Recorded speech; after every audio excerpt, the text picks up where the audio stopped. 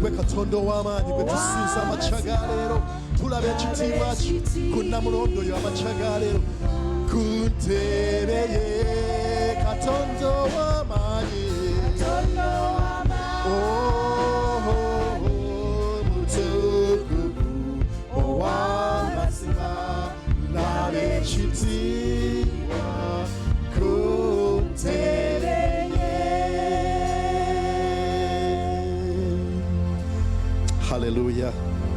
Wakitiibwa Mukama kyeva tujja gy'ali nga tuli beetoowaza amakya ga leero. Tewali mbeera ebaddewo mu wiiki esobola tugaana kusinza Mukama. Tetumanyi bulamu bwakadde olwaleero naye tujja mu maaso ga Katonda nga tulina essuubi nti Katonda ow'ekitiibwa atudde ku Namulondo ey'ekisa agenda kutuula mu bulamu bwaffe olunaku olwaleero. Haleluya. Katuyimbire wamu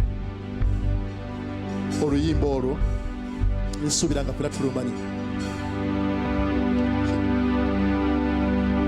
Mukyeri Yesu temulwawo atudde ffe wano leero ffenna tuyita okusembera ayogera mu gye atwagala ye atwagala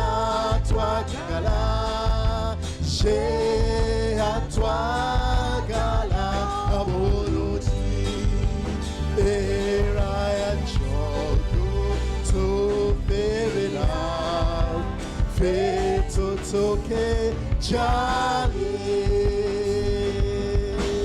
Abantu bonna kiyinzika leero kusonyiyibwa ddala kuba ebibi by'abakkiriza byatwalibwa Yesu atwagala. Atwagala ye atwagala bulungi kubanga era yaky'okutubeerera tutuuke gy'ali. Mukye abazitoowereddwa mukye abazitoowereddwa mwenna abakooye n'ebibi mwenna abakooye n'ebibi mukye mwenna n'abawummuza mukye mwenna abawummuza mukye mwenna gye ndi mukye mwenna gye ndi atwagala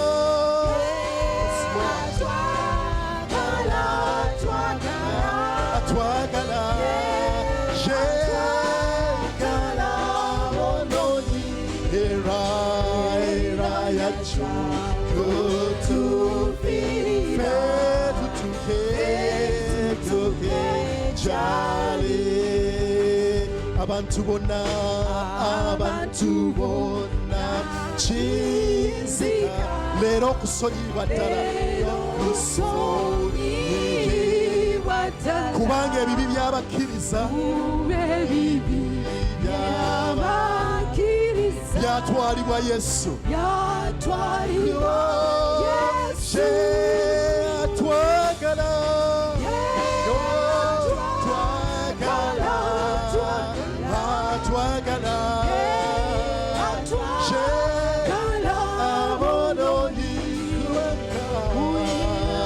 Kacha otubeerera ffe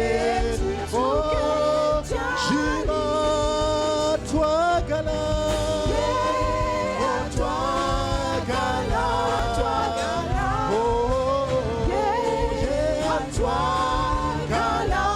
bulungi era kutubeerera ffe tutuuke gy'ali. Era yajja gye ndi kutubeerera ffe tutuuke gy'ali. Kyekyo ekyamuleta data Yesu yaja utufiri anze nawe shima ye yaja kunsi yacho kutufirira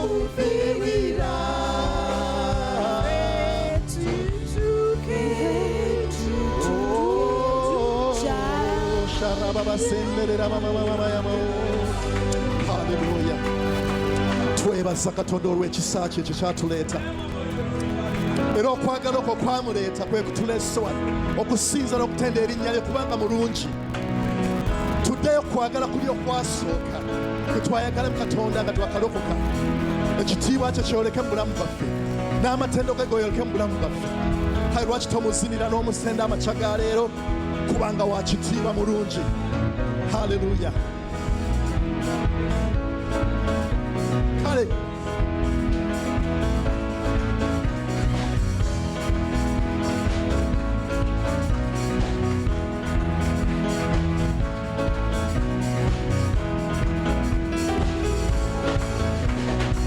Mukama nga mulungi oh Mukama nga mulungi Mukama nga mulungi Mukama nga mugaga Mukama nga muwonya oh mukono gwe nga muwonya ekisa kye kinjijente Mukama nga mulungi Mukama nga wamanyi omukono gwe nga muwonya ekisa kye kinjijente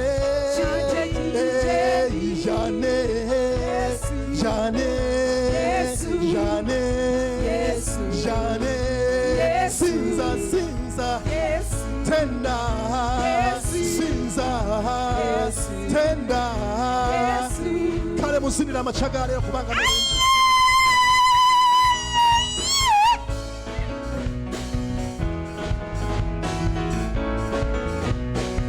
Ansasira obulamu bwange namponya amabanja gonna. Wuliriza ebyali binsibye yakutulata nze kwentenda ye taata w'omukwano kabiri nake wange Yesu omulungi sirina mulala amusinga sirina mulala amuwenkana Mukama nga mulungi Mukama nga munene Mukama nga mugaga mukono ge nga muwonya ekisa kye kinjijente Mukama nga wamanyi Mukama nga mulungi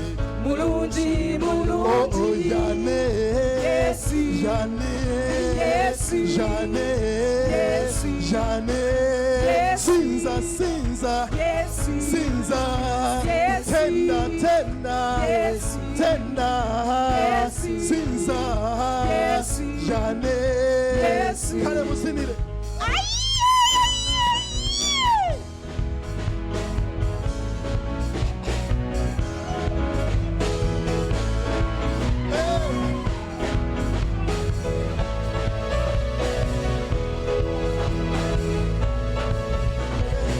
Mukama nga mulungi Mukama nga mugaga omukono gwe nga muwonya ekisa kye kinjijente Mukama nga wamanyi Mukama nga mulungi omutango yagokyawo ebibi yabyeteka nebanja yalisasula ekitiibwa kimutere omutango yagukyawo ebibi yabyeteka ebanja yalisasula ekitiibwa kimutere omutango kiyimbe ng'okitegeeza kubanga yesu yakusumulula olw'okwagala kwe kungi okwamuleeta n'akupira ku musalaba ebbanja yalisasula ekitiibwa kimudire omutango yagujjawo ebibi yabyetika ebbanja yalisasula ekitiibwa oyimba kimudire omutango yagujjawo ebibi yabyetika ebbanja yalisasula ekitiibwa kale wulira kimudire twali basibe mu nserembe muntu ate okusinda n'okukaaba nga setaani atuwalula atutwala tugeyeena era okufa naye yesu bwe yajja oyo setaani n'awangulwa omutanga kimba ng'okitegeeza kubanga yakufa kyeba tweyagala ebbanja yalisasula ekitiibwa kimudire omutango yagujjawo ebibi yabyetika ebbanja yalisasula ekitiibwa kimudire wulira oyinza okuba nga tolina ayamba nga setaana kulimba kyoli musibe mujjukize tiku musalaba o yesu yawangula bwe yagamba nti kiwedde kati nawooli watembe omutango yagujjawo ebibi yabyetika ebbanja yalisasula ekitiibwa kale kimudire simba omuzimiremu katonda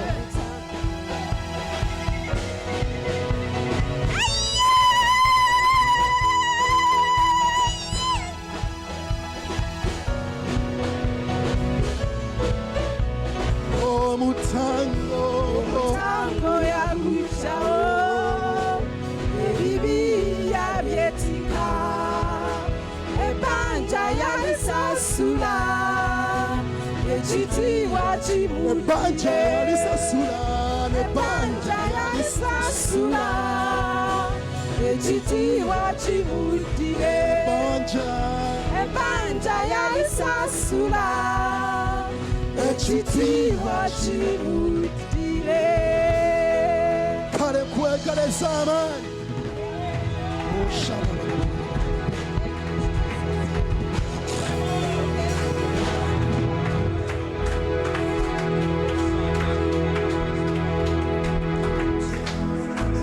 kale yimusa emikono gy'osinze mukama amakya ga leero baako n'ebigambo by'omugamba ebyokwagala ebyokumusinza ebyomugulumiza yagala yesu amakya ga leero kubanga yakwagala twandibadde wasinga teyali ku luyi lwaffe twandibadde wasinga teyafa ku musalaba kale yimusa eddoboozi omusinze mwagala amakya ga leero kubanga akwagala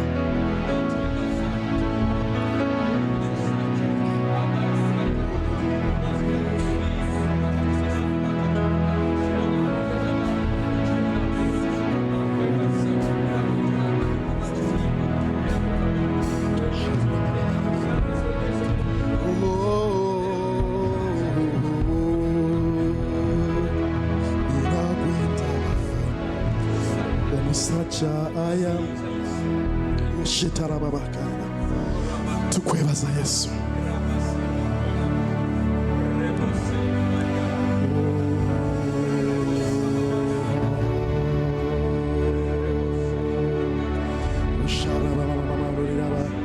buli bibiri buname buli gwanga lyatule buli lulimi lwatule ti yesu ye mukama yesu ye kabaka tewali muntu ayinza tukuwa ekitiibwa yesu kubanga osaana buli bibi libuname woli yesu katonda ow'amaanyi. amawanga gabuname woli Yesu Gwe katonda ow'amaanyi.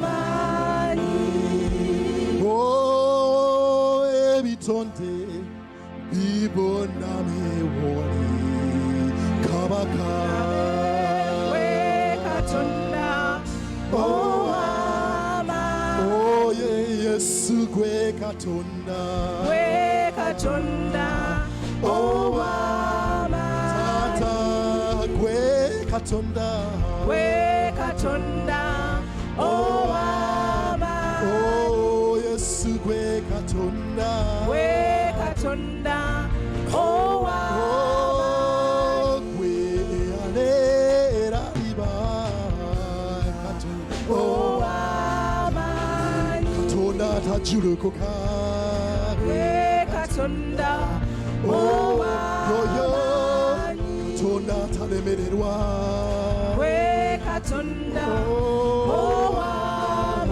ow'amaanyi. gwe wekao Weka, gwe wekao weka, gwe wekao weka, ekitiibwa kikugwana. gwe wekao Weka, gwe wekao weka, gwe wekao weka, ekitiibwa gwe kikugwana. aliera liba Weka, gwe wekao weka, gwe wekao weka, ekitiibwa katonda kikugwana. talemererwa Weka, gwe wekao weka, weka, ekitiibwa kikugwana.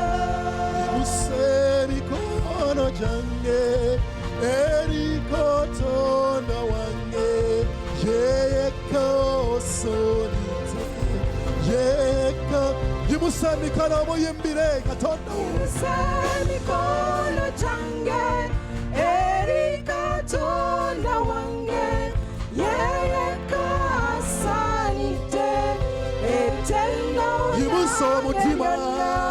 yimusa mutima gwange eri katonda wange yeka asaanidde yeka yimusa mutima gweri mukama Yimusa omutima gwange eri katonda wange yeyeka asaanidde ettendo lyange lyonna. nyimuse kanisa yaffe eri katonda wange yeka asaanidde yeka yimusa kanisa yeri mukama Yimusa kanisa eri yange kweso eri katonda wange yeyeka asaanidde ettendo lyange yimusa lyonna. yimusa basomba baffe eri katonda wange yeyeka asaanidde yeyeka asa yimusa abasumba baffe abacagala Yimusa abasumba baffe eri katonda ribosendere wange bahasaka yama yeyeka asaanidde ettendo lyange lyonna. yimusa omukyala wange eri katonda wange yeyeka asaanidde yeyeka asaanidde yimusa yimusa n'abaami bo yimusa n'abaana bo yimusa emirimu gyo yeyeka asaanidde ettendo lyange lyonna. yimusa emirimu gyange eri katonda wange yeyeka asaanidde yeyeka yimusa emirimu gyo Yimuse enteekateeka ze zonna. Yimusa bizinesi zo. Yoloro shataraba.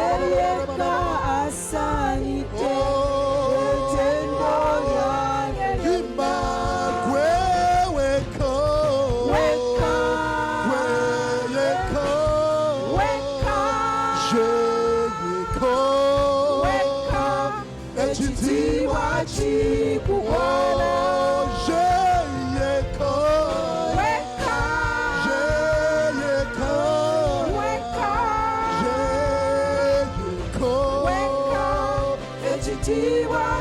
Kale kwamukama oyimusa emikono gyo.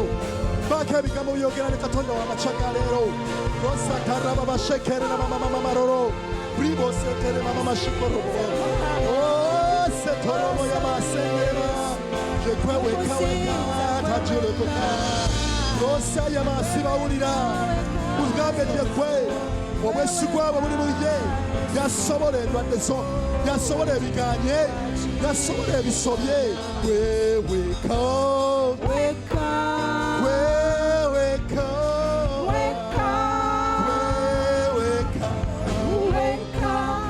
Ekitiibwa kikubona.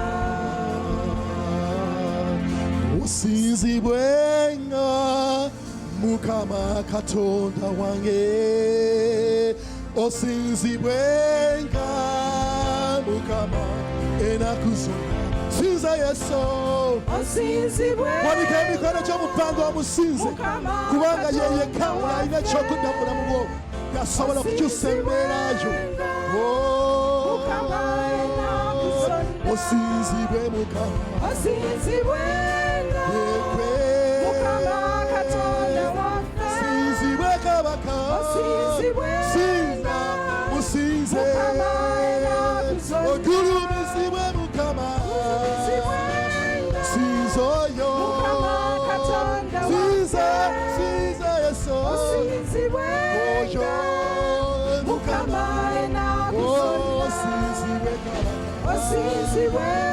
Musinze Yesu amakyanga leero. Osobola okuyimira ku Namulondo ey'ekisalamule. Kubanga ye wa kitiibwa wa buyinza. Osinzibwe Kabaka. Sinza Katonda waffe. Osinzibwenga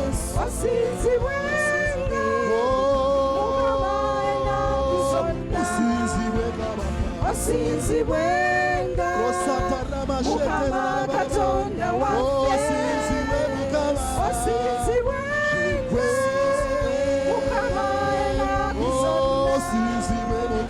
Osinzibwenga Mukama Katonda waffe. Osinzibwenga Mukama enaku zonna. Osinzibwenga Mukama Katonda waffe.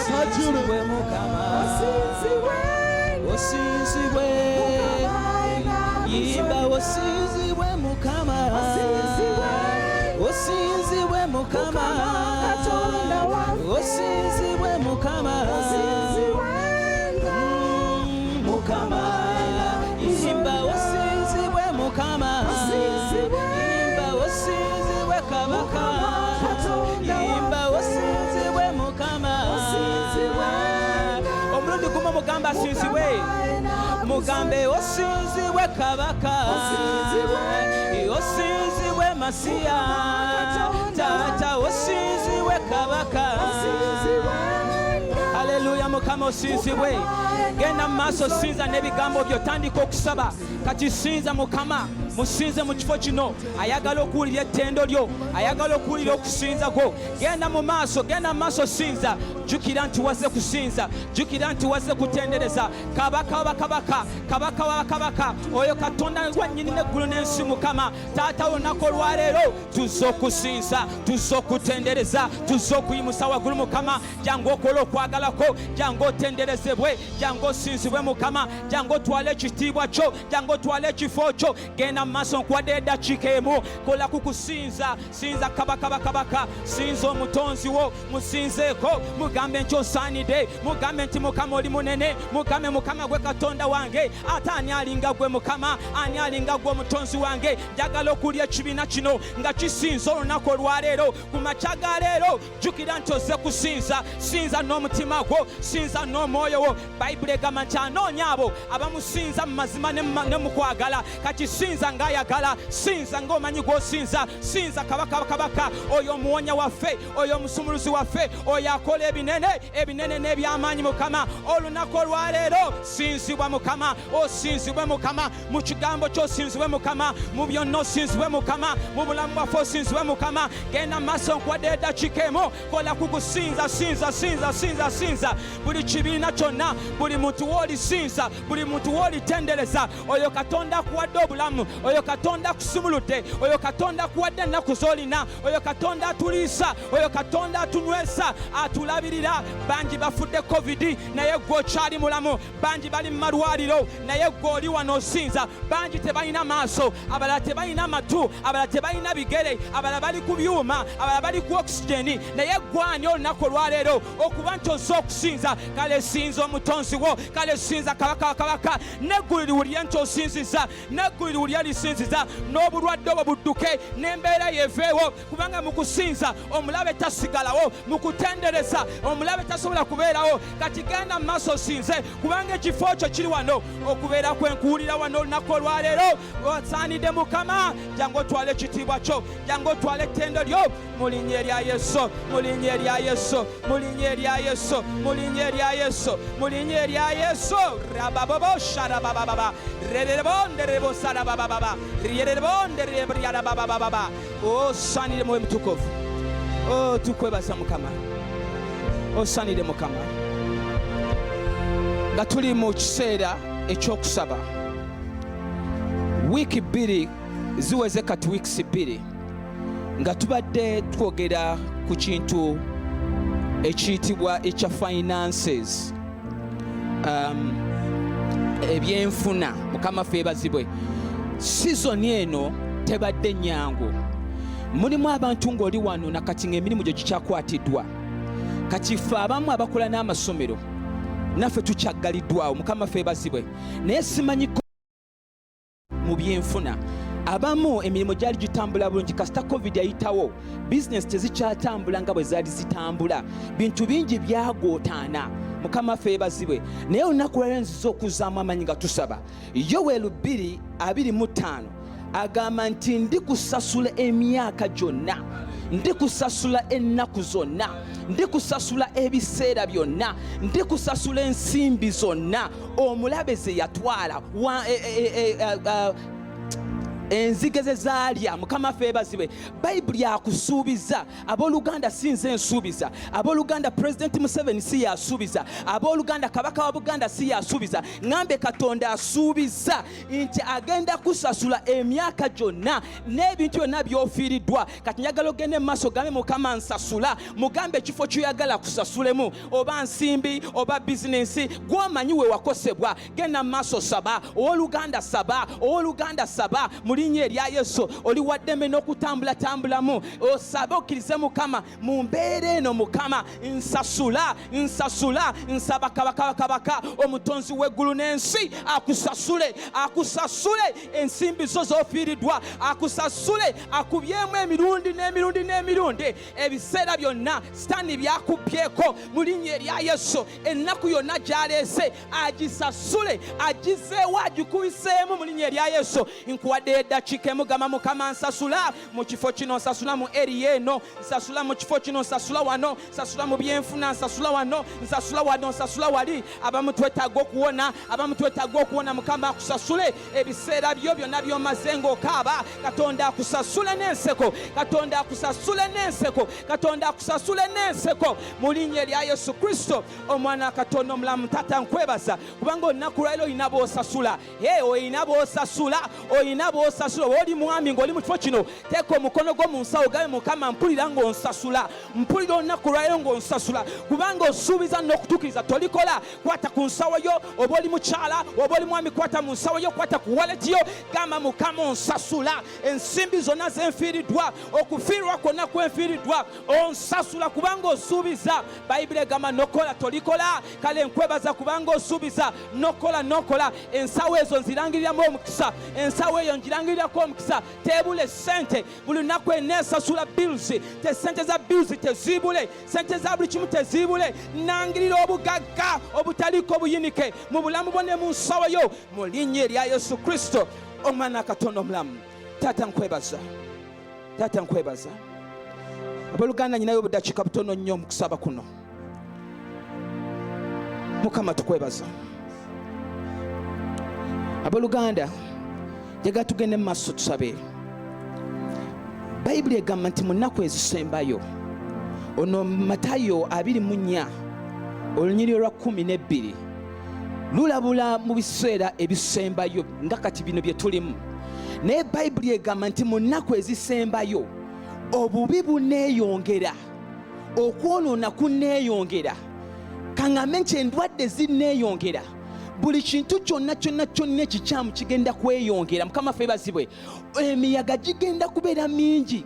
Mukama ffe bazibwe. Naye Bayibuli egamba nti naye anaayimirira, Mukama ffe bazibwe, naye anaayimirira paka ku nkomerero anaalokolebwa. Mukama ffe bazibwe. Kati bangi emiyaga bwe gijja tebayimirira, bangi covid ono tabalese nga bakyali balokole, bangi kati covid ono tabalese nga bakyatambula ne Mukama ku lw'omuyaga gwa covid. Abamu obwavu, abamu endwadde, ebintu bingi sitaani byakozesa. Naye Bayibuli ebyogeraku wano negamba nti mu nnaku ezisembayo wali kusituka emiyaga, wali situka embeera, wali situka ebintu ebitali bya Bwakatonda. Kati olw'okuba nti biriyitirira obungi, Bayibuli egamba nti okukkiriza kw'abangi kuli nnyogoga. Naye olunaku lwali tuze tugamba Mukama tuzeeyo mu kwagala okwasooka, tuzeeyo mu kwagala okwasooka, yonna gye twaseetuka tuzeeyo tuyimirire. Wonna we wagwa gamba Mukama leero njagala nnyimirire. Genda mu maaso nkwadde eddakiika emu, gamba Mukama nyweza, nyimirire mu kwagala okwasooka, nyimirire mu kwagala kwo Taata, nyimirire mu kubeerawo kwo Mukama nga bwe wakinkolera ogwasooka. Nkole ebintu bye nakolanga, nsinze nga bwe nasinzanga, ntendereze nga bwe natendereza, nsabe nga bwe nasabanga, nsome ekigambo nga bwe nakisomanga. Abamu twasomanga ekigambo kati tetukyasoma kigambo, abamu twaggwamu amaanyi tetukyasiiba, tetukyasaba. Negamba Mukama nkomyawo mu kwagala okwasooka. Wali we nakusisinkanira, wali we nalina okwagala okwo okwokusaba nga tewali ankaka kusaba, nga tewali ankaka kusoma kigambo, nga tewali ankaka, nga tebasooka kulanga kusiiba. Ninga ze nasiibye dda ku lw'okwagala kwennyina gy'oli, ku lw'okuyaayaana kwennyina gy'oli, ku ebyo kyonkoledde ne kyonfudde embeere. Owooluganda saba, gamba Mukama nzizaayo, nyimirire mu kifo ekyo, nyimirire mu kifo ekyo, nyimirire mu kifo ekyo, nyimirire mu kifo ekyo, mu kifo ekyo ekyasooka, mu linnya erya Yesu. Taata tukwebaza Mwoyo Mutukuvu, tusabira ab'ekkanisa yonna, abooluganda bonna Mukama. Taata baweddemu amaanyi, omulabe bamazeemu amaanyi, okwagala kwabwe eri Katonda ne kukka. Naye olunaku olwaleero tubalangiriddeko ekisa kyo Mukama. Tuddeyo tuyimirire, tuddeyo tuyimirire, tuddeyo tuyimirire, tuddeyo tuyimirire. Gamba nti kati nyimirira, kati weerangirireko nti kati nyimirira, nyimirira nga Katonda bw'oyagala nyimirire, nyimirira mu kubeerawo kwo, nyimirira mu kwagala kwo, nyimirira mu kitiibwa kyo, nyimirira mu kubeerawo kwo. Jangu weegulumize nzira gy'oli Taata, nyimiriza Mukama. Mbadde ngudde Mukama, mbadde nabivaako, mbadde sikyabikola, naye olunaku olwaleero nsaba okwagala okwo kwasooka, okwagala okwo kwasooka, okwagala kwo kwasooka kuka eri obulamu bwange Mukama, kuka eri obulamu bw'ekibiina kino olunaku olwaleero. Osaanire Mukama. Mukama olwaleero akuwummuze, akuzze mu kifo kiri, mu kifo kyakwagalamu. Taata tukwebaza olwa saaviisi eno, tukwebaza nti otukoze obulungi Mukama, tukwebaza ku lw'ekitiibwa kye kimaze okukka mu masekkati gaffe. Weebale nnyo okujja, kati twala ekitiibwa kyo era twala ettendo lyo. Ffe tuzze tumaze okusinza era tumaze okutendereza, tumaze okuyimusa waggulu. Kati ate naffe tweteeseteese, ate naffe oweerezeeko gye tuli. okuyita mu kigambo kyo Mukama, okuyita mu muweereza wo Mukama, ojja okubeerawo okumamira ekifo kino. Tukwebaza, tukusinza. Tusabira bonna abatannatuuka mu kifo kino n'abagenda okujja mu saavisi ey'okubiri. Taata obanguyize batuuke wano mirembe ku lw'ekisa okuyita mu linnya erya Yesu. Wakitogatta engalo zo n'okubira Katonda ettendo mu linnya erya Yesu. Osobola okuba ekisingako naawe. Mukama waffe yeebazibwe. Waliwo tubadde tujja okutuuka mu kifo kino naye abaddise sayidi eno ne tuwulira nti waliwo bbomu yavuze. Mukama waffe yeebazibwe. Era ne bagamba nti abantu bangi baafudde. Naye bw'obeera ng'okyali mulamu, njagala okubira Katonda engalo ezisinga kwawo. Mukama waffe yeebazibwe. Amiina, amiina. Kale mu kaseera kano saba tukubire ne kwaya engalo.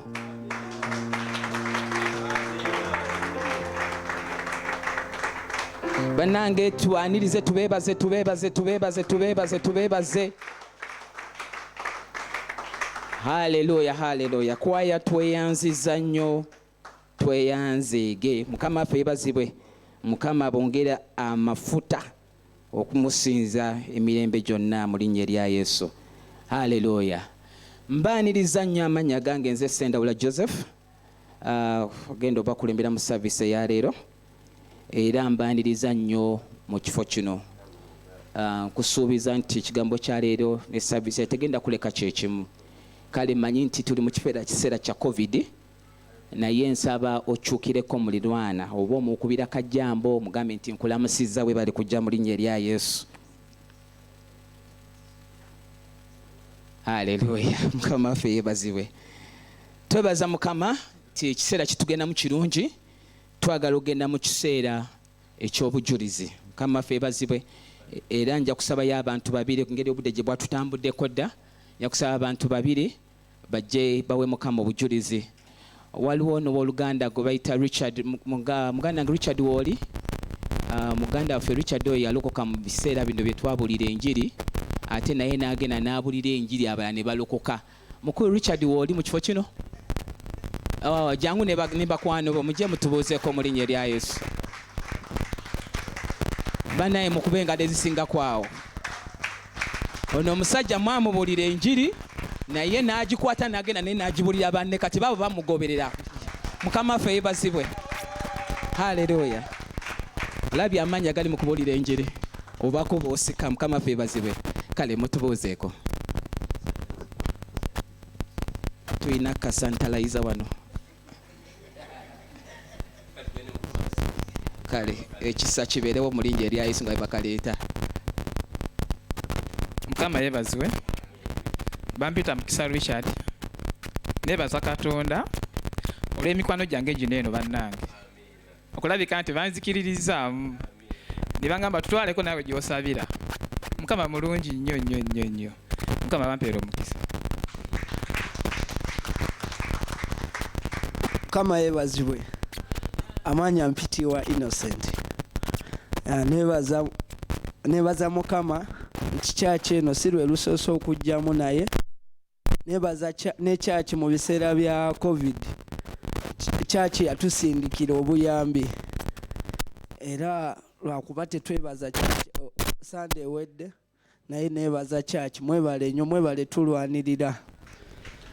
N'ekirala eno ye kyaki yange. Era waliwo nekyetuzimba n'omwami ono Richard. Nze ndi muyimbi. Neebaza Mukama okunziza mu kyaki yange. Haleluya. Abooluganda Yesu yeebazibwe.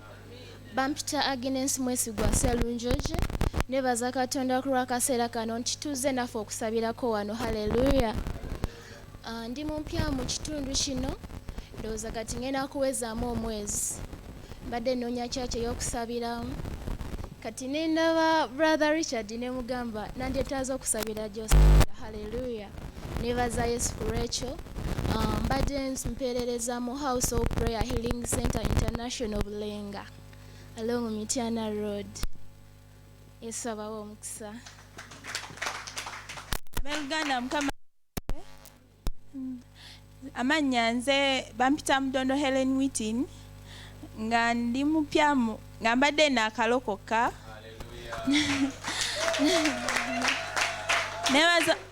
Nebaza Mukama eyannonda kuba yeyamanya nga sinaana kulowooza nti ndirokoka, naye nebaza Mukama kubanga nategeera amazima, era nebaza Mukama kubanga andeese mu kifo kino.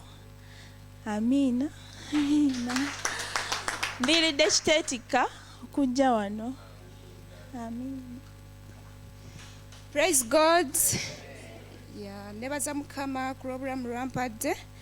Ya ne Mukama yantambuza nandeta mu kifo kino. Ya nebaza ne Mukama ku lw'entalo zanwanidde.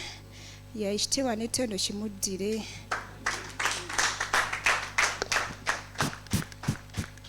Kale tubongere engalo, wali asembayo.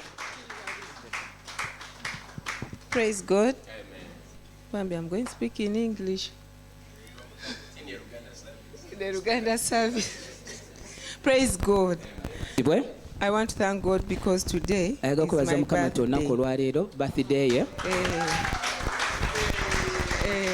How good it is to be in your birthday on a Sunday. Yes, and also I want to thank God. This season we're in that financial season we're in. I want to thank God that I signed a contract with one of the richest men in Uganda. And that is who? And that is Sudir's son. So that is one of the richest men. So why am I saying this? When we decided to test God with that tithe, we find what he wants us to want. This is a praise report.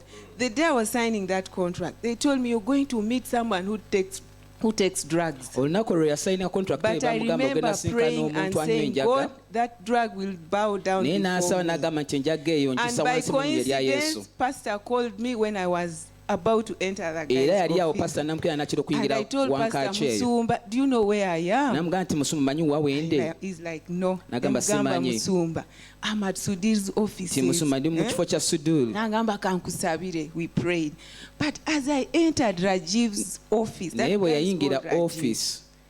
the first thing he told me, I know you. And I've never met him. Said, I know you. And I'm like, where did you find me? But I know you. Then his managers kicked me and said, yes, he knows you. And I had to accept that he knew me. But then, why am I saying this? Every stronghold in that place, I had rendered them powerless and put them down. No one has, the kind of work I do, no one has ever said, if you do this work in this time, I will give you a bonus. But this came out of this boy's mouth and said, if you do for me work in these 2 days, in this particular time, I am going to give you bonus. Please write this down on that contract. You for God is amazing. This is in the season of the new beginning, in the season of tithe, and not just chopping the ears, but tithing. So I want to praise God. I want to thank God for this church. I want to thank God for all what He's doing. And I want to thank God that when He gives in such testimonies, we also build our church. So we thank God for this. I am happy because there's a verse says that He sits you with the riches. And that is where I was. Who am I? So it's a praise report. We give glory to God, and I thank God for today, for life. Amina. Tukubire Katonda engalo ez'amaanyi abooluganda obudde butulese naye nja kusaba bonna batawadde bujulizi service eddako tugenda kubawa opportunity muwa obujulizi mu linnya erya Yesu. Kati ddakiika emu nga sinayita musumba kutuwa kigambo wandibanga waliwo omuntu azze mu kifo kino nga gwe mulundi gwe ogusooka nga tetukulabye tetukwaniriza nja kusaba oba gy'oli otuwubireko tusobole okwaniriza baffe twagala abantu kamaffe bazibwe. Amiina. Waliwo omukono ogw'endabyawo tusanyusa okulaba ndabyeko ne muko wange muko Joshua waali muko Joshua tuwubireko oyo muko wange tusanyusa okulaba ne mama naye waali atudde ne Joshua mama nzalira omukyala naye mama tusanyusa okulaba mu linnya erya Yesu. kakati mu kaseera kano olw'obudde munzikirize tugende mu kiseera ekisinga obugagga Mukama ffe bazibe kanzikirize nti tweseteese era nsaba tuteeke emikono gyaffe bwe tuba twaniza ekigambo kino twaniza ekigambo kigenda otukolera ekigambo ekiteeketeekeddwa ebbanga ddene nsaba tumiire ku magulu gaffe nga tuonalinga taata waffe n'ekigambo kyagenda otuwa tumwanirize n'engalo Pastor Gosson tukwaniriza jangu otuwa ekigambo mu linnya lya Yesu.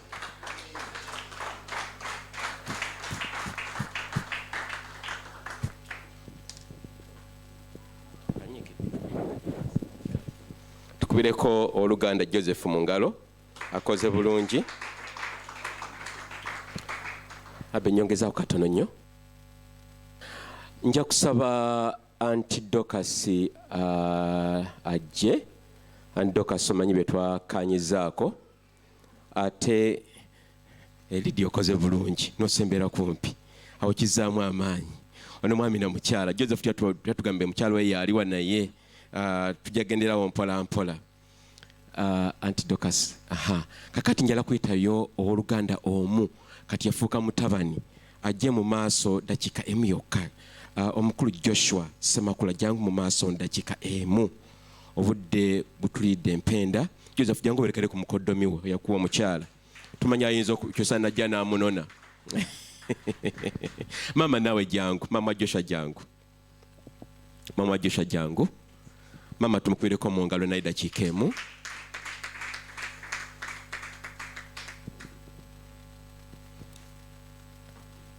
lwaki mbayise okoze bulungi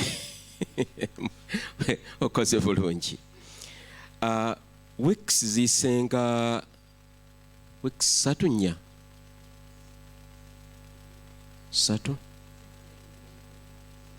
ziringa 3 weeks nga 3 emabega twazika tata waffe tata wa Joshua yali omwami wa Antiona mukyala Semakula kati bwetumala okuziika family netusaba ng'ekkanisa tuseeko Joshua ng'omusika ne tukwata Bayibuli ne tumuteeka mu mikono gya Mukama ng'omusika maaso ga Katonda era olunaku olwo nze yali abuulira ne mwa Bayibuli yali eyange nga enneekwaso naye Bayibuli eno njagala nnyo sagala kugigaba ndi mukodo mwe luli naye nja kulokoka mpola mpola ka Joshua ne tumugamba ti tujja kukuwa Bayibuli ffe ng'ekkanisa kubanga Bayibuli eyo kujja okutambulira okubeera omusika n'okulaga banno kyekyokukola Mukama yeebazibwe kati Bayibuli yaffe Aunty Dorcas abadde mulungi n'agiteekateeka bulungi tugenda kugimuwa era tumuseeko emikono naye nga tunaba kikola ekyo kyokusaba Joshua jangu otubuuzeeko dakiika emu simu kiki ku mutima gwo ne jangu otubuuzeeko kale akozese jangu otubuuze muyongere wano maaso katono Uncle Emma jangu omudinkoni jangu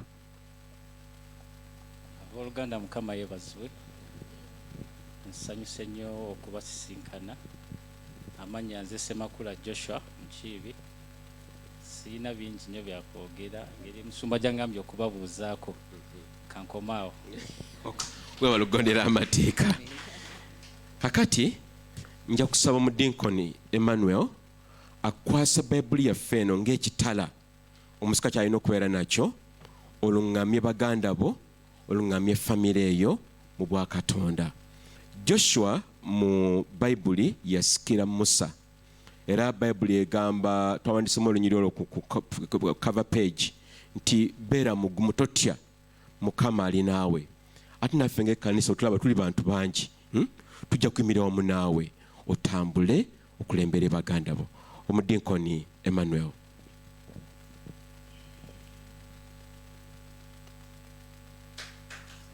akale tumusabire tumuseeko emikono Katonda kitaffe omuyinza wa byonna atajjulukuka nannyini eggulu n'ensi wateekateeka tunaabeeranga n'amaka naye tewasalawo nti ekkulu kali tunatuuka mu ggulu kwe kufa kwe kukyaliwo ku ssaawa eno tukwebaza olwa taata eyatambula najja gy'oli tukwebaza olw'ekiseera kye yamala naffe olw'ebirungi byonna, olwa obuvunaanyizibwa bwonna bwe yatuukiriza, tukuwa ekitiibwa. Kaakano nga tusinziira mu nnono yo ey'obwakatonda, tuleeta mu mikono kyo Joshua wateekawo okubeera nga atwala obuvunaanyizibwa obw'okubeera nga alabirira maka muno kitanga ataggwaawo. Tumuwongayira emikono egy'ekisa, tumukwasiza bayibuli eyo ng'akabonero akalaga obwesigwa bwe eri ggwe, kubanga ekigambo kyo kyekyenkomeredde mu byonna, kyekirimu entandikwa, kyekirimu enkomerero, kyekirimu ebyokuddamu byonna. Ayi kabaka bakabaka, kyetuba tumuwongayira emikono gyo, omugumye, omuzzeemu amaanyi, omuwa obuvumu. Tumanyi nti si kintu kyangu, naye kabaka bakabaka gwe wooli buli kimu kiyinzika. Tusaasaanya amaanyi gonna ag'ekizikiza n'emyoyo gyonna gyonna emibi egiyinza okubeerawo Katonda wange okumumalamu amaanyi, okumugya ku mulamwa, byonna tugizikiza mu linnya erya Yesu. Era tukoola Omwoyo Omutukuvu aleeta obulamu, amuluŋŋamye, amuwe direction, amuwe ekyokuddamu. Banne bonna banaamutunuuliranga n'aba n'ekyokuddamu, ne maama anaamutunuuliranga n'aba n'ekyokuddamu. Mu buli mbeera abeere ku ntikko ya buli kintu Katonda wange, okugulumiza, okwagala ate n'okuweereza. Tukuwa ekitiibwa ku lw'obulamu bwe, era ne famire yonna tugiwongayo gy'oli. Ekitiibwa n'ettendo byonna bikuddira ku bwa Yesu Kristo Mukama waffe tusabye. Mukama yongere okugumya. Amiina. Kale muyinza okutuulako. Kale Mukama tumwebaza, gamba nti Mukama yeebazibwe. Kama Mukama yeebazibwe kubanga era ye yennyini yasaani. Kale njalo ojjeyo bayibuli yo, sikayo bayibuli yo. Joshua ye amaze gifuna muli kumpi, ofuneyo n'akatabo kwenda okuwandiikamu akatabo ko wamu ne peeni, kubanga tuzze okuyiga ekigambo kya Katonda era nga kitugwanidde ffe okubeera nti nno tuli abantu abayigirizwa abalungi ku lwa Kristo Yesu. Ayi Katonda omulungi, tukwebaza olw'okutuŋŋaanya okubeera wano okusoma ekigambo kyo n'okusinza n'okwagala. Era Mukama tugenda okuwulira ekigambo kya Katonda. Nsaba amaanyi ag'Omwoyo Mutukuvu gambeereko Mukama, kubanga nze ku lwange siyinza era sisobola. Mukama ekigambo kino kiwa amaanyi n'abantu abagenda okukiwulira, kibeere ng'ekitala ekyogi ekingira mu mitima gyaffe, tusobole okukyusibwa Mukama, kubanga mazima ddala onootera okudda. Mu linnya eddungi erya Yesu Kristo Mukama waffe mwe tusabidde. Amiina. Amiina. Mukama waffe yeebazibwe nnyo, nate twebaza Katonda olw'obulungi bw'atuwadde n'okutwagala n'otukumba nga tukyali balamu. Era nga Joseph bwe yagambye Sendawula nti nno bangi bafu, omwana muwala yafiiridde awo waggulu awo jjo, mwamuwulidde bomu gwe yakubye, n'ebintu ebiringa bwebito bingi nnyo ebigenda mu maaso mu ggwanga Uganda. Naye Mukama baatumye nga tukyali balamu, kyo Mukama tulina okukimwebaliza mu linnya erya Yesu. Olwaleero tugenda okutandika essomo lye tuyise golokoka, enkomerero etuuse. Kola ki? Golokoka. Lijja okubeera essomo lyaffe okumala ebbanga erigenda okubeera eggwanvuko. Naye omutwe ogw'olwaleero gugamba nti yimusa okwagala okwasooka. Yimusa okwagala okwasooka. Era nja kubasaba tubikkule mu kitabo ky'okubikkulirwa essuula 2 olunyiriri olusooka okutuuka ku lw'omusanvu. Okubikkulirwa 2 essuula esooka olunyiriri olusooka paka ku lw'omunyiriri olw'omusanvu. Jjukira nti nno ekitabo kino eky'okubikkulirwa kitabo ekisembayo mu bitabo byonna ebya Bayibuli. Era Bayibuli etugamba nti nno buli lw'okibikkula oweebwa omukisa.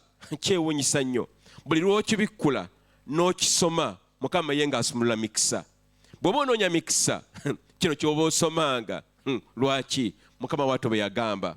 era bayibuli egamba kanti basomere olunya olwokusatu essula esooka lugamba bweru tugamba nti nno nti alina omukisa oyo asoma n'abo abawulira ekigambo ky'obunnabbi buno era abanaakwata ebyawandiikibwa mu bwo kubanga ekiseera kiri kumpi nnyo ddala.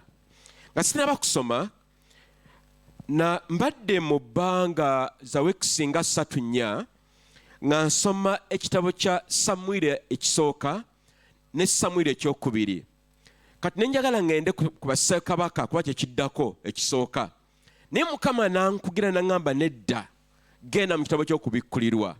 Nga simanyi Mukama kyagamba wiiki ziringa 3-4 emabega eyo. Naye Mukama nampa omugugu ffe ng'ekkanisa okudde mu kitabo kino mu kiseera kitulumu kino eky'oluvannyuma. Katusome kaakano ffenna wamu. Ngambye okubikula ssula 2 olunyiri olusooka paka olw'omusanvu lugamba bwe luti: eri malayika ow'ekkanisa ey'omu Efeso wandiika nti bw'ati bw'ayogera oyo akwata emmunyeenye omusanvu mu mukono gwe ogwa ddyo, atambulira wakati w'ettabaaza omusanvu eza zaabu.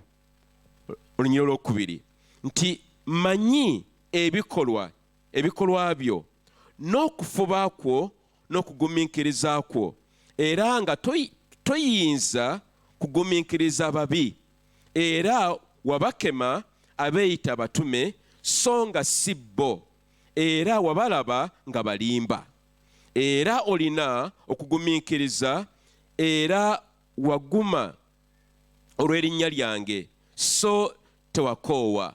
Naye nnina ensonga ku ggwe, kubanga waleka okwagala kwo okw'olubereberye.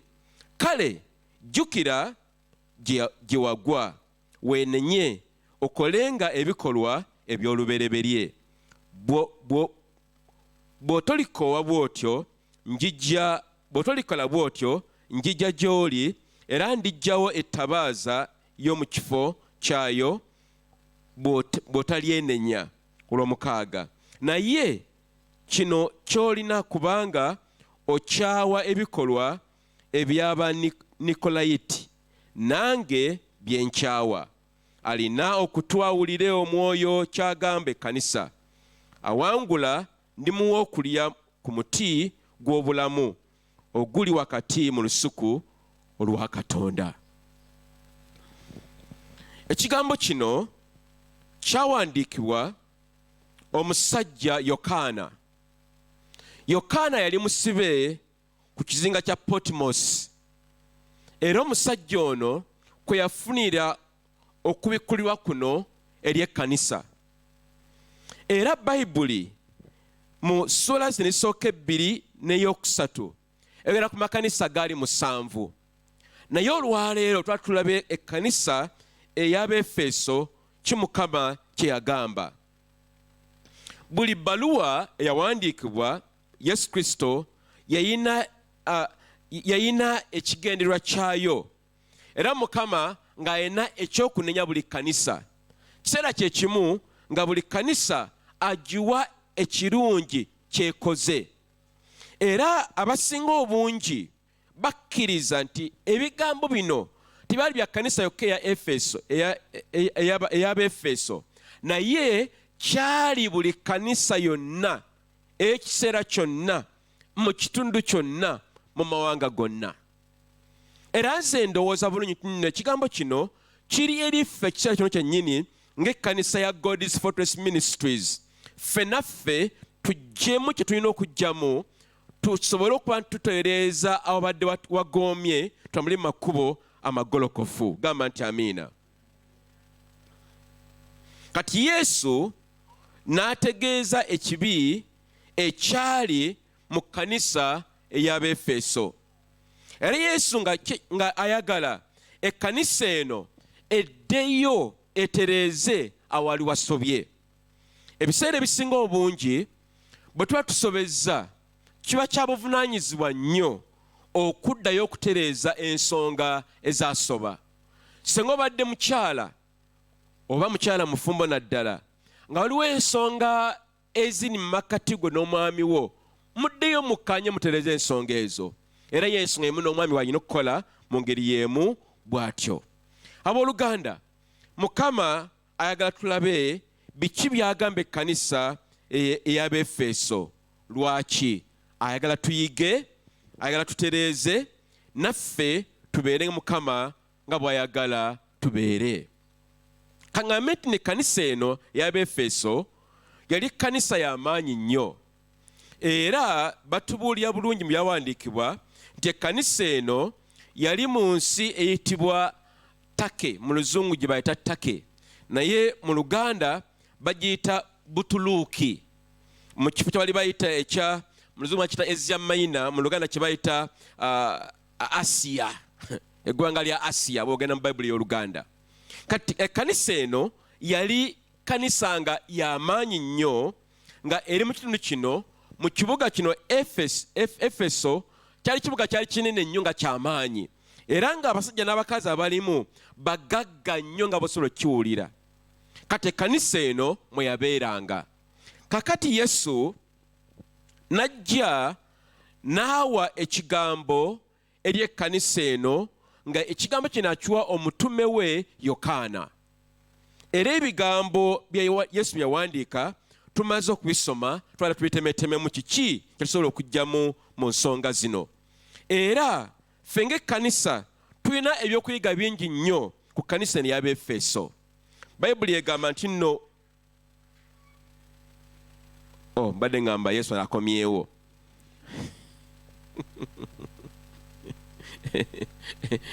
Kati Yesu ku lunyiriro lw'okuna n'ajjayo ensonga eyali enkulu ennyo, n'agamba nti naye nina ensonga ku ggwe.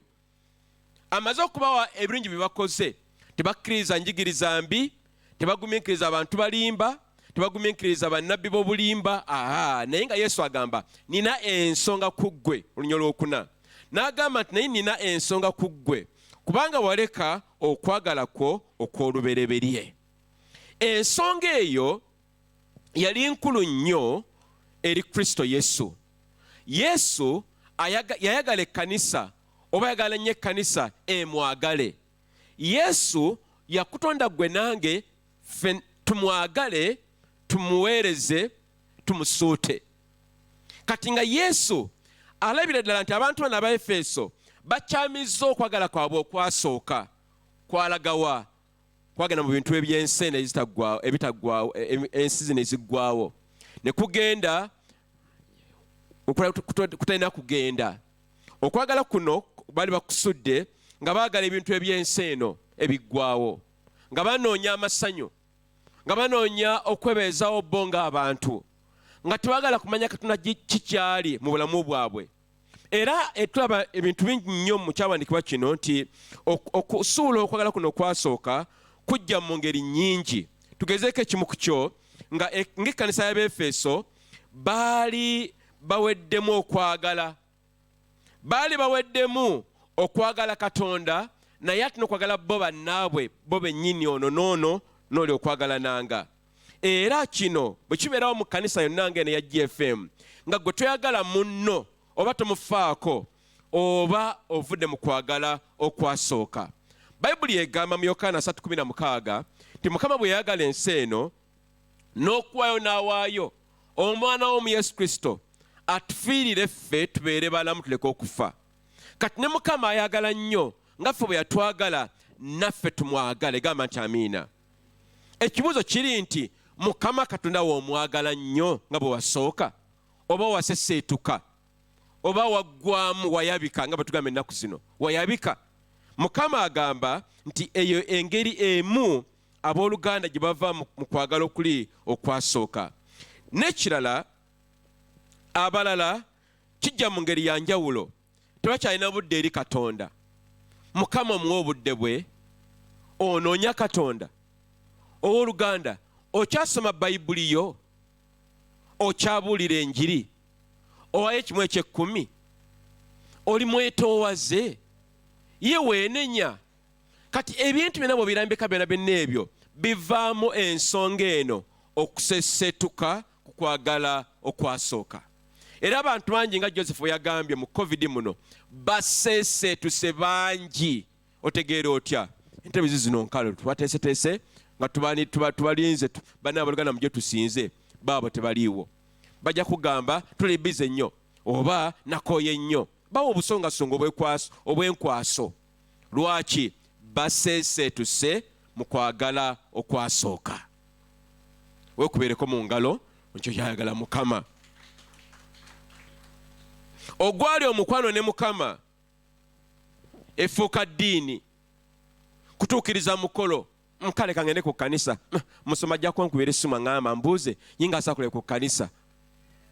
Abantu abakola ebintu bwe bityo baba baseeseetuse mu kwagala kwa Katonda. Okujja ku kkanisa tolina kujjukizibwa. Okusoma Bayibuli buvunaanyizibwa bwo. Naye oba tubagambe weetikke Bayibuli w'Oluganda wandibadde ojja ne Bayibuli yo era bino bye ngamba mu kkanisa bulijjo. Omusuma n'akujjukiza Sande eno, n'addamu n'akujjukiza wiiki ejja, n'addamu n'akujjukiza anaatuusa luddawa. Kino kyawandiikibwa y'emmere ey'obulamu. Kitugwanidde okuba nti no Bayibuli yo kubeera ku lusegere. Ennaku zino osanga owooluganda n'agamba abooluganda manyi musumba Bayibuli nagyerabira wali nembulako. Omusirikale weerabira otya emmundu? Ye otandika otya? Abooluganda basse nnyo wansi ne bakukwagala okwasooka. Beekolera byabwe batuukiriza mukolo kamale gagenda. Kale musoma najja kuntawaanya kaŋŋende. Kale kansome Bayibuli ennyiriri 2-3 zokka. Yine Bayibuli yantamasi n'okutegeera sikyabite nabitegeera tebingasa. Olwo oba otandise okusebengerera. Owooluganda komawo kwagala okwasooka. Yesu kyatugamba nako olwaleero gwe nange n'oli n'ono tukomewo eri Katonda. Tuli mu nnaku ez'oluvannyuma. Omulaba akola butaweera buli lunaku. Lwaki? Ayagala okusendekereza abantu bagende mu kibi. Bwe bagenda mu kibi ne bateenenya bajja kufiirayo bagende mu geyeena. Mukama sikyayagala. Mukama ayagala gwe nange obeere omusajja n'omukazi atya Katonda nga tuli balongoofu mu maaso ga Mukama. Mukama nga tumwagala. Mukama nga tumunoonya. Mukama nga tumufaako. Tusaba, tusiiba, tuwaayo, tukola. Mukama yeebazibwa abooluganda. Mukama ayagala tuddeyo gye twasookera mu kwagala kuli okw'ekimmemmette. Si gwe sulye gwa naggamba nti kamale gakola netweweeyo. Mukama kyanoonya. Era ekkanisa y'Abeefeso yali yekkiriranya nga balaalese okubeeramu olwo. Osanga n'oli nabbi naye mutu kandiko bannabbi ansabireko. Osanga yalina ku mafuta. Tunoonya mafuta tunoonya Katonda. N'obeera wano, n'obeera ne wali, n'obeera ne wali nampawengwa. Mukama atuyita abooluganda tuddeyo kwagala kuli okwasooka. Okimanyi nti nno senga omwami asanga omukyala n'amala amwagala, mwe abakyala n'abafumba benjugana nammwe, nga mwakatandika mwali mu bitinta nga mubumbujja ng'omuliro. Maama kamukwireko dalingi wange. Maama wali luddawa? Ye maama ye nga sima kumuliza ku ddoboozi lye. Nga tolaba nambalabeza ayina mu maaso akaseera ako wadde enkanyanya tozirabako wadde n'akatono. Si bwe kyali abooluganda. Ng'obudde obumuwa, airtime omumuwa, ATM kaadi ziba tukyazikweka nazikweka. Naye oluusi mu bufumbo obwo bwe tugenda nga tutandise okuggwamu, tutandise okwabika mpola mpola. Olwangu okulaba enkanya, omusajja alina n'enkanyanya. Luliwo nga oli nga toziraba olwasooka. Kubanga waliwo ki? Okwagala. Okwagala kubikka buli kibi kyonna. Gamba nti amiina. Okwagala ofuuka muzibe. Nigwe mukazi oyo ng'omwagalako ki? Mundekere omukazi wange. Kwagala. Niyo omusajja oyo nga alimu akemba yaaye. Nze nga sikalaba. Mundeke mmwe munfitina. Okwagala okwakola ki? Okwasooka. Oba twala mutabani wo ng'omugulidde omupiira boolo nga gukyali mupya asula nagwo mu kisenge, si bwe kiri? Oba akagaali akapya ye okakwatako otya n'akusanga akagaali ke nga kapya. Naye ennaku bwe zigenda zeetooloola kasula bweru takyajjukira na kujjukira. ojjukira nga tukyali bato ne baggulira essaati ogiwanika wali waggulu n'ogitunuulira tebubaka nakwebaka esula ku lukisekere wano ekyali ki mpya naye erindako efunemu ekituli. Kakati naffe bwetyo bwe tubeera. Mukama ayagala nnyo tudde gy'ali. Abefeso 4:15 egamba bweti, naye bwe twogeranga amazima mu kwagalana tulyoke tukole okutuuka mu ye mu byonna, gwe mutwe Kristo. Okuddayo mu mbeera eyasooka, okwagala okwasooka, tulina okubeera nga tuli b'amazima. Tetukkirizanye na bulimba wadde obunnabbi obuyaaye obufu, nedda. Tukkiriza amazima gokka ne tusigalira awo. Era abasinga obungi abaddirira mu kwagala kuno okwasooka baba tebakyakkiriza amazima, bagawoozawooza ne bagayiyayiya ne bakutulako kino ne bakutulako kiri kubanga bagala okuyita waawa wafunda. Naye Mukama yagamba nakaboyfriend kali kamu kokka. Mukama aba ayagala buli muntu. Ani yagamba nti ye Mukama tayagala boonoonyi? Bamutekere kasajja kange. Ne twekkiriranya. Mukama atuyita tambulye mu makubo amagolokofu. Kakati tulabe engeri 3 oba emirundi 3 egizaawo okwagala okwasooka. Era engeri ezo 3 ziri mu byawandiika bye tusobye olunaku olwaleero. Bayibuli egambye mu nnyiriri olwokutaano mu ssuula ey'okubiri ekitabo eky'okubikkulirwa egambye bweti, katusomewo ffenna wamu. Egambye nti kale jjukira, kyekisooka jjukira. Era negamba jjukira gwe gye wagwa. Nekiddako negamba weenenye. Ekyokusatu okolenga ebikolwa eby'olubereberye. Z'ensonga 3 okuva gye tuvudde gye twagwa okudda ku kwagala kuli okwasooka. Kisooka kigambye jjukira gye wagwa. Mulokole bw'oba tojjukira gye wagwa kiba kyansobi nnyo era si kirungi n'akatono okuba nti nno toyinza kujjukira gye wagwa. Ebintu byewakolanga luli byalinga biki? Bijjukire, jjukira byewakolanga. Era abamu ku ffe bwe twakamala okulokoka twali twokya night prayer, tetuvaayo. Bayibuli, okugaba, ekimu eky'ekkumi. Twakolanga ebintu bingi nnyo kubanga twagala Katonda. Ebintu bye Mukama yagambye tujjukire biki bye twakolanga ku mulundi guli, jjukira gye wagwa. Biki ebintu byakoleranga Mukama. Abamu ku ffe twalinga abayimbi, twagala abayimbi mu kwaya ne tubalabako. Abayimbi muli luddawa? Twagala abakebezi bali luddawa? Webikolanga luli ne katwasebengerera waggwamu owooluganda yimuka, Mukama agamba komawo. Oddeyo bye wakolanga ku luli, wakeeranga okujja ku kkanisa naye kano ojjanga bw'oyagadde ssaawa 3. Musuma tajja kundaba. Musuma naye abitegeera. Nze sibitegeera. Nali mbagamba nti nno bali abasajja abasala embizi wali waggulu bakeero tusinga. Getuukayo olabe. Wadde baba bakubye mu bbomu naye Mukama abasaasire. Mukama yeebazibwe. Mukama agambye jjukira gye wagwa, okomewo, weenenye ebibi byo, oddeyo Mukama gy'ali. Era Mukama ayagala ensobi ezo tukoze tuzitereeze. Obulamu bwo gwe obumanyi, nze sibumanyi.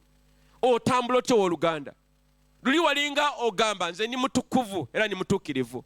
Naye kati ogamba ye ani ayinza okubeera omutuukirivu? Buli omu asobya. N'otambulira awo. Komawo owooluganda. Mukama ayagala tube nga tutambulira makubo amatuukirivu era agamu ekitiibwa. Y'engeri emu gye tukomawo gye twali tugudde okudda eri Katonda. Ensonga y'okubiri egambye bweti, okwenenya ebibi. Bannange abooluganda, teriiyo nsonga yonna esinga okwenenya ebibi. Lwaki? Ffe tuli bantu, tusobya, twonoona, ne tukaka abantu okukola ebintu tebakola, ne tukola ensobi nnyingi, ne tugeya abalala, ne tubba, ne tulimba, ne tusooza, ne twenda. Naye Mukama agambye twenenye ebibi byaffe bannange. Yesu anaatera okudda, ayagala asange nga tuli batukuvu mu maaso ge, nga tusaanidde okukola ennya lya Kristo Yesu. Twenenye by'abooluganda, wowe tusobezza, wowe tulimbye, wowe tunyizizza abalala. Baani be tukozeeko ensobi? Mukama agambye tulye tutereeze. Lwaki? Anaatera okudda. Yesu agamba tuddeyo okwagala kuli okwasookera ddala. Okwenenya ebibi kulimu okukyusa endowooza zaffe, okukyusa emitima gyaffe, okukyusa entambula zaffe. Oluganda otambudde otya? Ku Sande ojja onnesenese, wenna otemagana otyo olabika bulungi. Naye biki byokola emabega abalabe batalaba? Mukama atukoowola abooluganda. Gwe nange muvubuka wa Luganda, musajja, mwami, mukyala, Mukama agamba tutereeze ensonga zino, tubeere abatuukirivu. Mukama tumwagale, Mukama tweweeyo, Mukama ayagala tuve mu kibi, obugayaavu, obukaba, obwenzi, okunywa sigala, enjaga, tebiggwaayo. Ki Mukama kyayagala? Gw'oli yeekaalu ya Katonda. Mukama bw'akulokola ofuuka yeekaalu. Omubiri gwo Mukama mwatuula. Tayinza kugabana kibi naye nga ate ye mutukuvu. Mukama ban'obujja, ayagala ggwe omusinze ye yekka, tomugattako mulala. Togatta Mukama ku bakatonda obulala botaliimu. Naye Mukama ayagala tubeere abakazi n'abasajja abamutya. Olina obukyayi, olugambo lukutawaanya, anti buli oyimuka bw'oti ng'oyala kuluseesaamu, enkwe otambula nazo, lugambo, okugeya. Gwalaba ensobi abalaze batalaba, n'okyojja ono n'odda ne ku mulala yenna. Naye Mukama atukoowoola ffe twenenye, kubanga Mukama ayagala tubeere mu bulamu obutaggwaawo. Era abooluganda, ensonga eno ey'okwenenya, Yesu kwatandikira okubuulira enjiri mu Yokaana ssuula ey'okuna, yagamba mwenenye obwakabaka bwa Katonda bunatera okutuuka. Era enjiri ya Yokaana yali yeomubatiza kwenenya. Era enjiri enkukutivu mu byawandiikibwa mu ndagaano empya si ya kintu kyonna kyonna, naye yakwenenya ebibi. Lwaki? Bwe tumala okwenenya ebibi byaffe, tubeera tutuukidde mu maaso ga Katonda. Bwe tugaana okwenenya ebibi byaffe, tuba bakuzikirira. Teri awo wonna ng'agaanye okwenenya ebibi bye. Era buli agaana okwenenya ebibi bye, oyo taliyo mu ggulu, tagenda kulinnyayo. Naye Mukama atuyambe, tube n'emitima egimenyese, twenenye ebibi byaffe. Gamba nti amiina. Abebulaniya oba Abebulaniya essula 6 olunyiri olusooka lugamba bwe luti, n'olwekyo katuleke ebyo ebisookerwako okuyigiriza Kristo, tweyongere mu kukula mu kukkiriza, kubanga twabaterako dda omusingi ogw'okwenenya ebikolwa ebifu n'okukkiriza Katonda. Okwenenya musingi munene nnyo mu Kristo Yesu, musingi mukulu nnyo mu bulokozi bwaffe, musingi mukulu nnyo mu nnaku ez'oluvannyuma. Era Mukama ayagala tubeere n'emitima emimenyefu eri Katonda. Era abooluganda, ensonga eno ey'okwenenya nkulu, kubanga Mukama yagituwanga ekirabo, kubanga singa twaliwo okwenenya tetwandibadde wanaku olwaleero. Naye tusobya, ne tukola ensoma ono ne wali, naye bwe twenenya mu mitima gyaffe, Mukama mulungi era atusaasira. Mukama waffe yebazibwe nnyo. Mukama akola ki? Atusaasira. Yokaana 3 olunyiri olusooka n'olwokubiri lugamba bwe luti. Yokaana essula 3 olunyiri olusooka n'olwokubiri lugamba nti mu nnaku ezo Yokaana omubatiza n'ajja mu ddungu ery'Ebuyudaaya ng'abuulira ng'agamba nti mwenenye kubanga obwakabaka bw'omu ggulu bunaatera okutuuka. Y'enjiri eya Yokaana omubatiza. Era enjiri yaffe gye tubulira ku olwaleero, enjiri y'okwenenya. Ffe ng'ekkanisa ya GFM twagala nnyo okutambulira mu butuukirivu n'okwenenya. Lwakuba nti no tukeera okujja mu kkanisa tutera kutandika na kwenenya, kutereeza, okulongoosa. Talina omu ku mmwe ajja kudda olunaku olwaleero essowaani gy'aliddeko ekyeggulo etaanaaziddwa eyayozeddwa kwagenda okulya ekyemisana, osobola kugyoza. Mu ngeri y'emu naffe tuli bibya, tusaana okuba nga tunaazibwa buli kiseera kyonna, tubeere abatukuvu mu maaso ga Katonda.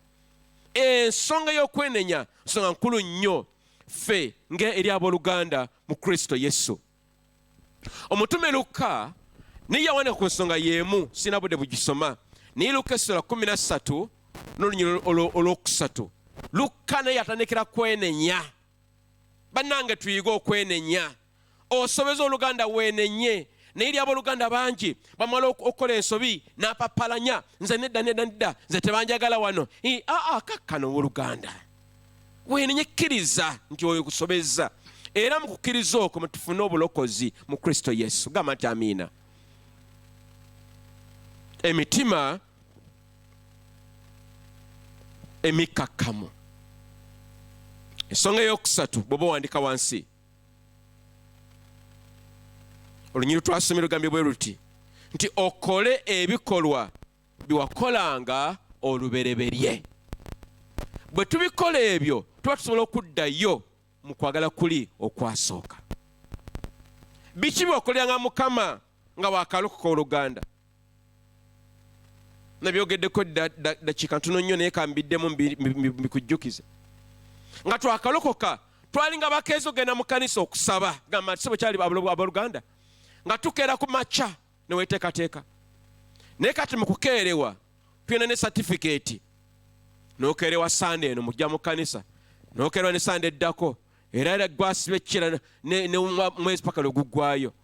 Okeerewa n'okeerewa onootuuka paka Mukama agambe kola bye wakolanga oli ebyasooka, wakeeranga ogenda mu kkanisa, wabuuliranga enjiri, walinga mwegayirizi, walinga musiibi, walinga oweereza. Ne COVID bwe yajja, kakati omanyi sikyaweereza, ani yakugambye tulina okulekerawo okuweereza?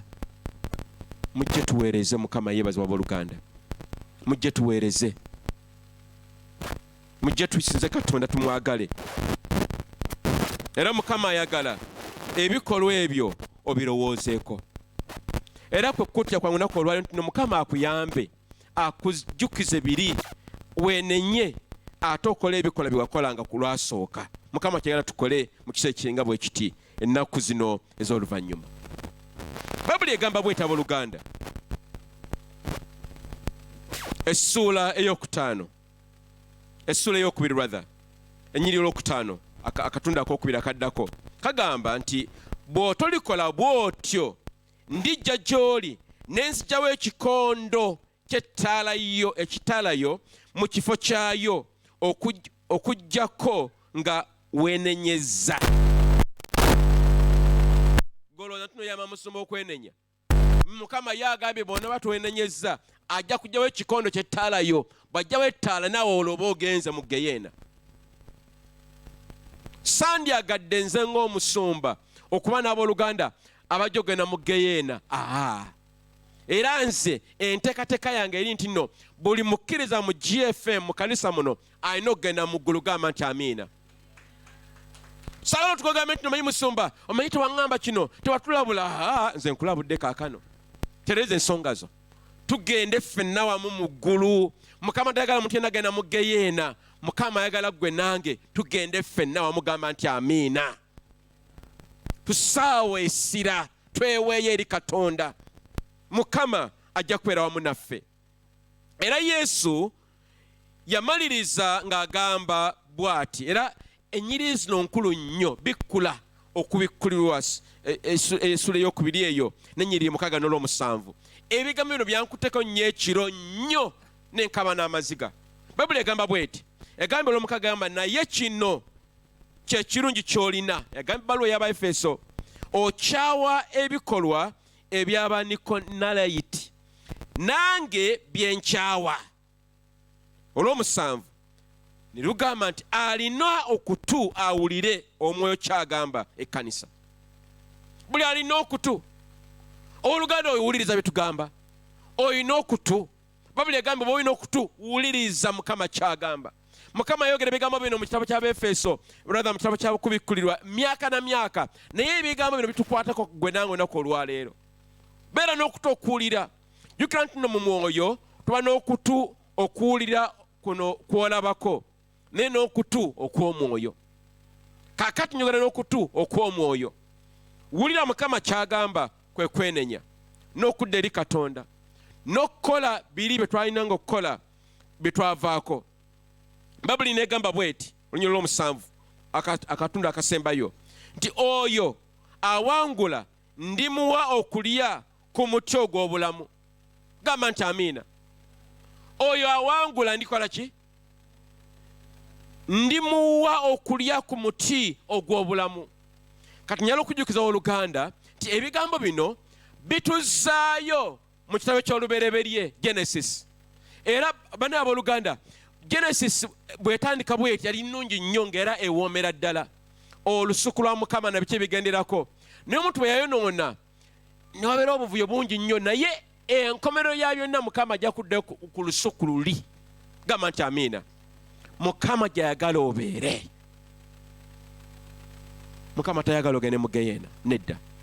Mukama ayagala twenenye, tuddeyo tuliye ku muti guli ogw'obulamu. Bayibuli egamba nti oguli wakati mu lusuku olwa Katonda. Mukama gy'atwagala. Oluganda, lwaki toddayo kwagala kuli kwasooka? Noyagala Mukama, n'omugondera, n'omwenenyeza, n'okola byayagala okole, n'obeera mugonvu era n'omwagala. Nja kuyita kwaya ejje, obudde butudduseeko nnyo. Abekwaya mujje, abayimbi. Nja kusaba buli kino mwayimire ku magulu ge. Buli kino mwayimire ku magulu ge. Ofumintirize ekigambo kitulina olunaku olwaleero. Wekube mu kifuba. Sibiriza ku maaso g'Oluganda ng'oli ku bigere ebyo. Ofumintirize obulamu bwo. Wa woosesetuse, wa wogudde ow'Oluganda. Kiki ekikutawaanya? Mu bulamu kiki w'okoze ensobi mu maaso ga Katonda? Biki byolina okwenenya mu kiseera nga bino? Jala ogende mu maaso ogere ne Katonda. Yimusa eddoboozi ogere ne Katonda nga Mukama, wano ngudde, ndi muyombi, obwenzi buntawaanya, ndi munyiwanjaga, siri muwulize, nina obukambwe n'obukaawu. Mukama ndi mugayaavu, n'ekkanisa era nkeerewa, siwayo kimu kya 10, sikyasoma Bayibuli. Jala ogende maaso weenenye Oluganda. Genda maaso weenenye. Buli omu azibiriza ku maaso ge. Tuli maaso ga Katonda, tuli awo ekifo kyaffe kitukuvu. Tereeza ensonga zonna ne Katonda. Mukama tayagala ozikirire. Mukama ayagala obeere nga oli mutuukirivu. Mukama ayagala obeere nga osaanidde okuyitibwa erinnya lye. Koola omusaayi gwa Yesu gukunaazeeko Oluganda, gukunaazeeko omutima gwo, ebirowoozo byo. Mukama mugamba akunaaze, akutukuze. Ebigere byo gye babigenze awatali watuufu. Emikono gyo bibikwatako nga si birungi maaso ga Katonda. Mukama mugambe naye aginaaze. Osanga olina okutya, osanga tumanyi kwesiga Katonda. Mukama bw'omubuusabuusa, Mukama agamba kino naawe ng'omuwakanya. Osanga olina okuba nga oli muweereza, olina kubeera muyimbi, naye tolabikako, tolina budde bwa Katonda.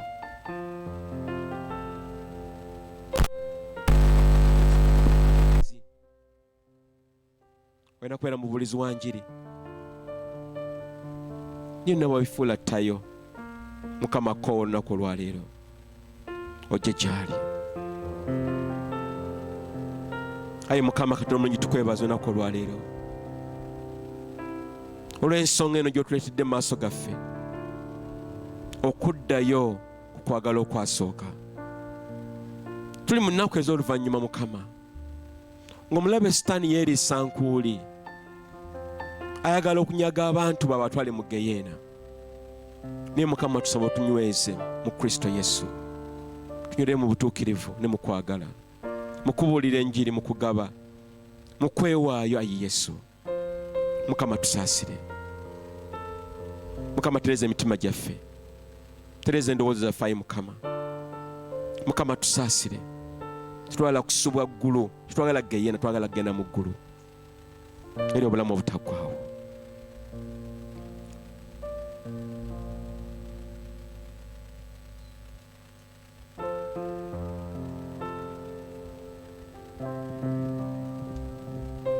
Bwetusaba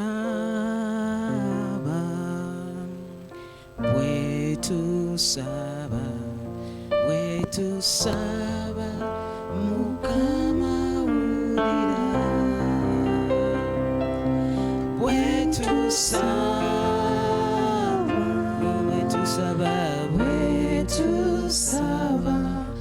bwetusaba Mukama wulira. Imba nange nti bwetusaba,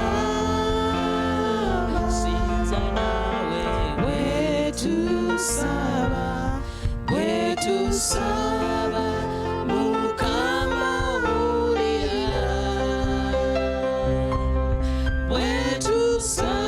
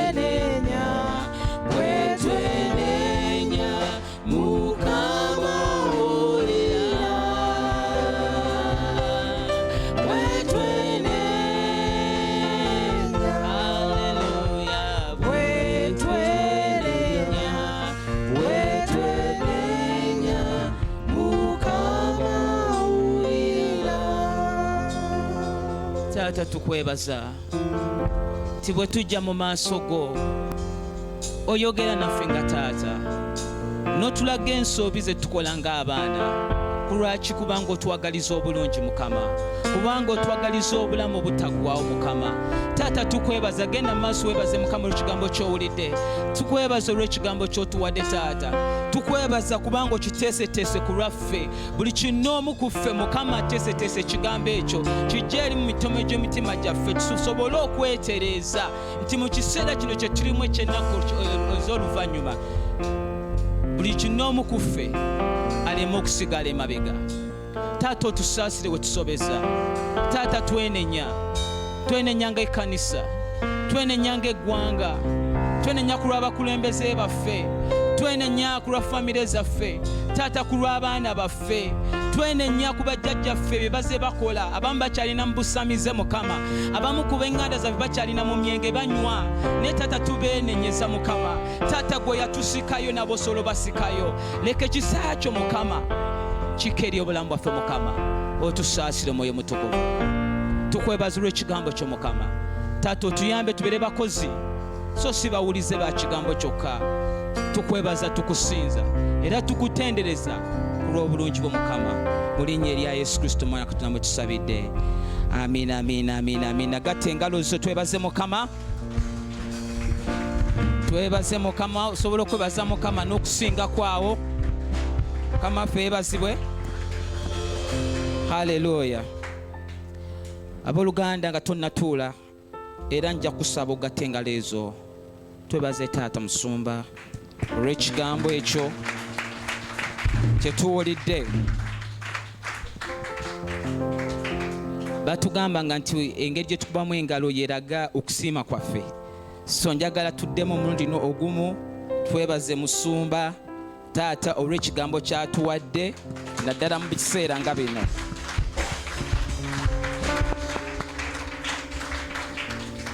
Mukama ffe yeebazibwe. Sobola okwetulirako wansi mu linnya erya Yesu.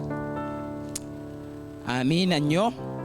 Mu kaseera kano nja kusaba ba ushers abakebeze tusobole okuyimirira bwe tweteekateeka okuwaayo ekimu eky'ekkumi ebiweebwayo byaffe oba weewaawoze n'ensigo. Ba ushers bagenda kuba bayitaayita tuweeyo mu kaseera kano mu linnya erya Yesu. Nga bwe tukola ekyo kwaya ejja kuba etutwala mu kusinza nga bwe tuwaayo mu linnya erya Yesu.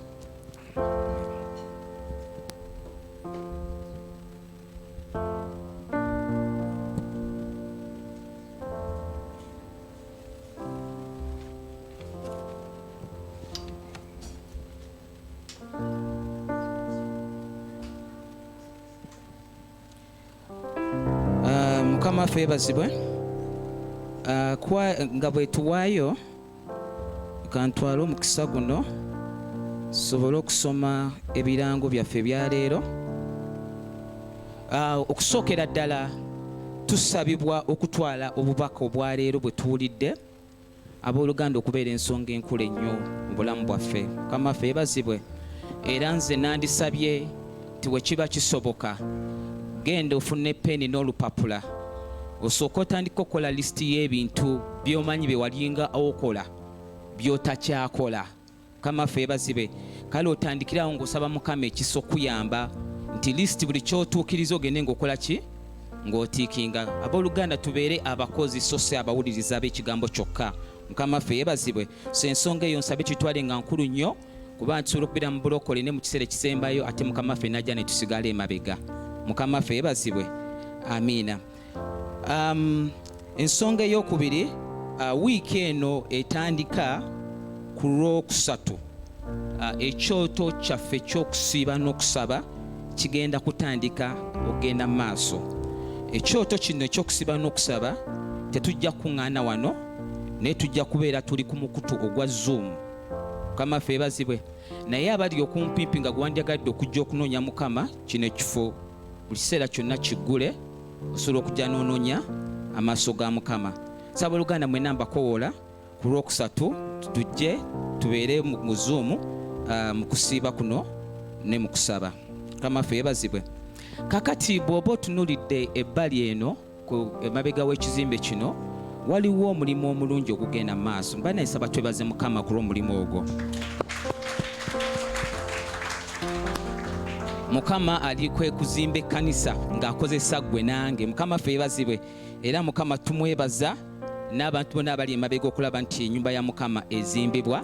Naye naawe nange tukoowoolebwa okuba ekitundutundu ku kuzimba ennyumba ya Mukama. Mukama ffe yeebazibwe. Era bwe kiba kisoboka bagiyita 99 bwe kiba kisoboka mpola mpola baganda bagamba ogumugumu gwe muganda. Osobola ogamba nti nze buli mwezi nja kusobola 99 emu oba buli mwezi nja kusobola 99 bwe tubanga famire kubanga 99 emu yokka simanyi waki kyagala okudda njite block naye 99 eri ku 3,500 Mukama waffe yeebazibwe. Oba weewaawo gwoyinza okugamba nti nja kuleeta akasawo ka sementi buli wenzijja oba buli mwezi, buli muntu nga bw'osobodde, wamu tuyimbe ennyumba yaani ya Mukama, tubuulire nji kubanga ennaku ze tulimu zaki za luvannyuma. Mukama waffe yeebazibwe. Amiina. Kakati Sunday jja next week October nga 31 tugenda kubeera tusembera ku mmeeza ya Mukama. Mukama waffe yeebazibwe. Omuzungu gyayita Holy Communion. Mukama waffe yeebazibwe. So mbasaba tweteeketeeke tusobole okujja ku mmeeza ya Mukama. Bayibuli aga nti tukolenga ekyo buli kiseera nga bwe tumujjukira. Mukama waffe yeebazibwe. Era nzikiriza saavisi ejja kubeeramu okuwonyezebwa n'okusumululwa. Mukama waffe yeebazibwe. Kaakati tusabibwa twetereeze tube nga tweteekateeka, kubanga ku Sunday y'emu tujja kubeerako n'omubuulizi omugenyi ajja okubeera ng'atukyalira ng'ayitibwa Dr. Peter Asiimwe okuva ku Life Ministry Uganda. Era tusabibwa okubeera nti nno twaniriza abantu. Bw'oba ojja yanirizaako noki ne mulirwanaawo, tojja wekka mu nnyumba ya Katonda. Mukama waffe yeebazibwe. Twetekemu disipulini okwanirizanga abantu nga tujja mu nnyumba ya Mukama. Mukama waffe yeebazibwe. Amiina. Simanyi biweebwayo bituuse? Kale ndowooza katusabe. Taata, tukwebaza olw'okuwaayo kw'abaana bo, era tukwebaza tituleese mu maaso ko kwebyo by'otuwadde, era taata nga tusaba nti bye tuleese byonna obikozese ku lw'ekuzimba ekkanisa n'obwakabaka bwo Mukama. Taata, era nsaba omukisa eri buli ngalo zonna eziwaddeyo, weewaawo n'ezimu tezisobodde kuba nga bwe zandiwaddeyo olw'embeera, naye nzikiriza kabaka nti omulundi omulala otujja mu kikoligo, tujja kuwanga mu kanisa era tujja kuzimbanga ekkanisa. Kale kyeva nsaba emikisa eri emikono gyaffe, buli kye tukola Mukama kiwa omukisa. Taata, tukwebaza tukusinza mu linnya lya Yesu Kristo mwe tusabidde. Amiina era amiina. Kakati ndowooza mu kiseera kino nja kusaba za musumba taata ojja otuwe essaala y'omukisa egenda okututambuza wiiki eno. Tumulire ku magulu gaffe. Yimirira ku magulu go, yimusa omukono gwo gwa ddyo, tugambe ayi Mukama, olunaku olwaleero neewaayo gy'oli onkozese ate onnaaze ebibi byange. Era Mukama, neewaayo okuddayo ku kwagala okwasooka. Mpa obusobozi bwo n'amaanyi go, mbeere omukazi omusajja omutuukirivu mu maaso go. Era ndaba omukisa, ndaba okuganja. Lwana entalo zange ayi Mukama. Mukama, agenda mu maaso nkugoberere. Ompa obuwanguzi. Nkomewo Sunday ejja nga nina obujulizi obusukundiddwa. Mukama, nkwebaza linnya lya Kitaffe n'Omwana n'Omwoyo Mutukuvu. Mukama, abakuume twatule kisa kya Mukama waffe Yesu Kristo n'okwagala kwa Katonda n'okusa kimu Omwoyo Mutukuvu bibe naffe ffenna n'abooluganda bonna mirembe gitaggwaawo. Amiina. Mukama abakuume.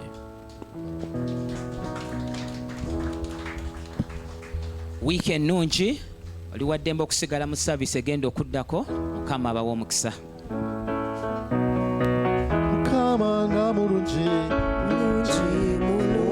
Mukama nga mulungi nnyo, ekisa kye kingi gye nze, omukono gwe nga muwonya, Mukama nga mugaga, ekisa kye kingi gye nze, Mukama nga wamaanyi, Mukama nga munene,